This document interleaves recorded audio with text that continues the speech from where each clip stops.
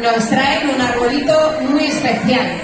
Un árbol que crece con buenos gestos, con respeto, con palabras bonitas.